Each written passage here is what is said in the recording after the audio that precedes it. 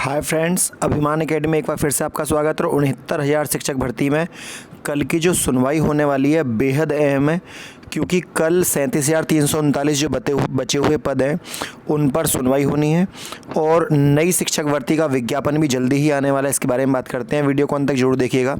सबसे पहले बात करते हैं कल को जो सुनवाई होगी उसके बारे में।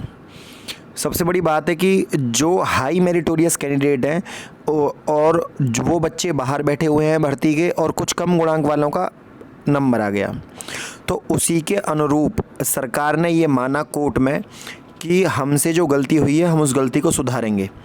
इस तथ्य का मतलब क्या है, इस बात का मतलब क्या है? इस बात का मतलब ये है कि गलती से जिन अभ्यर्थियों का नंबर आ गया उन अभ्यर्थियों को मेरिट से बाहर निकाला जाएगा। जी हाँ, ये बात कन्फर्म है कि कोई भी अभ्यर्थी है जिसका गलत या अनुचित तरीके से सिलेक्शन हो गया है और उसकी जगह जो अधिक गुणांक वाला है उसका सिलेक्शन लेना है, तो गवर्नमेंट ना ही तो कोई भी 2 पद बढ़ा सकती है ना ही घटा सकती। जितनी भर्ती है उतनी होनी है। अगर ये घट बढ़ सकती हैं तो वो अभ्यर्थी स्वयं कोर्ट में जाएगा कि पहले मुझे नियुक्ति पत्र दिया गया, मुझे स्कूल आवंटित किया गया, मैंने ट्रेनिंग करी और सरकार की गलती की वजह से मुझे मानसिक प्रताड़ना दी गई है। उस आधार पर अभ्यर्थी अपनी नौकरी ले सकता है। वरना ये बात सत्य है कि यदि सरकार जब चाहे कोर्ट में निरस्त कर सकती है आपका अभ्यर्थन, और उसमें ये भी बात लिखी हुई है कि मामला कोर्ट के अनुरूप विचाराधीन है। तो वो संजय सिंह वाला मामला विचाराधीन है, उसी के अनुरूप विचाराधीन है, ऐसे विचाराधीन नहीं है।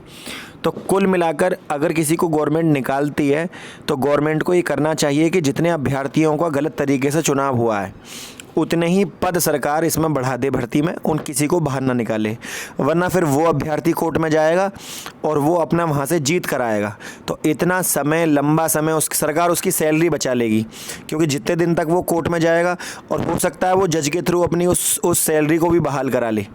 तो ये भी चीज़ें हैं कि इन चीज़ों से अभ्यर्थियों को बचाना चाहिए सरकार को, और सरकार को कोई भी ऐसा काम नहीं करना चाहिए जिससे किसी भी अभ्यर्थी को ज़्यादा समय लगता हो न्यायिक प्रक्रिया में अपने जॉइन लेटर में।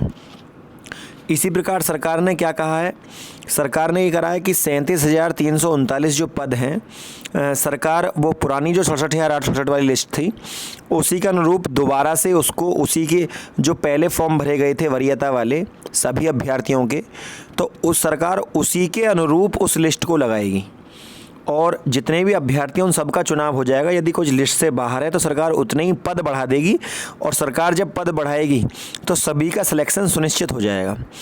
उसी प्रकार सरकार एसटी की जो सीटें खाली रह गई थी 1133, सरकार उन पदों को एससी में नहीं जोड़ रही, क्योंकि बैकलॉग की सीट है तो एससी में जोड़ जानी चाहिए, पर सरकार ने जोड़ी नहीं। अभ्यर्थी उसके लिए कोर्ट में गए हुए हैं। उधर सरकार ने 68,500 की जो बची हुई सीटें थी 22,000 सरकार ने वो भी नहीं जोड़ी, प्लस 5,000 सीटें बैकलॉग की बच गई थी पुरानी भर्ती में, सरकार ने वो भी नहीं जोड़ी।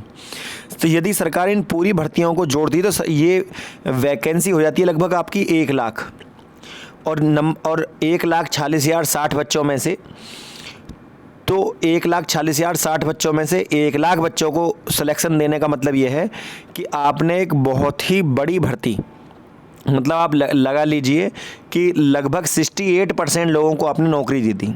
इस अनुरूप यदि सरकार कुछ भी ना करती, 22,000 सीटें भी सरकार जोड़ देती, तो एससी, ओबीसी, एसटी सबकी लिस्ट नीचे गिर जाती।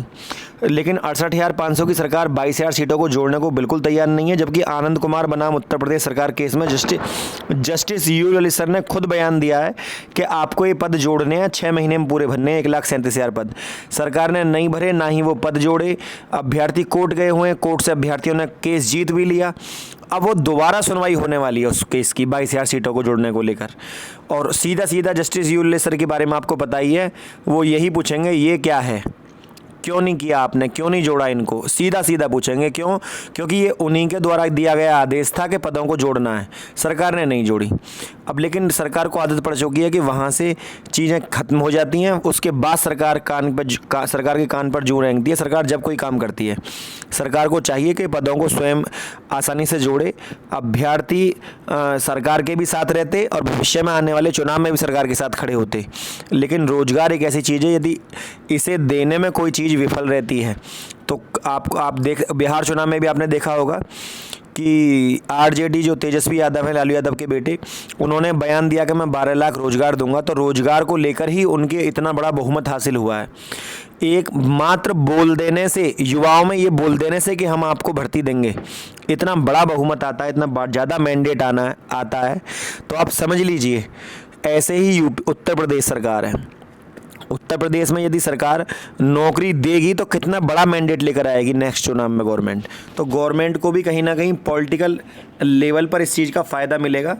लेकिन सरकार ने ये चीज़ें सोची नहीं कि सरकार इन कामों को करे।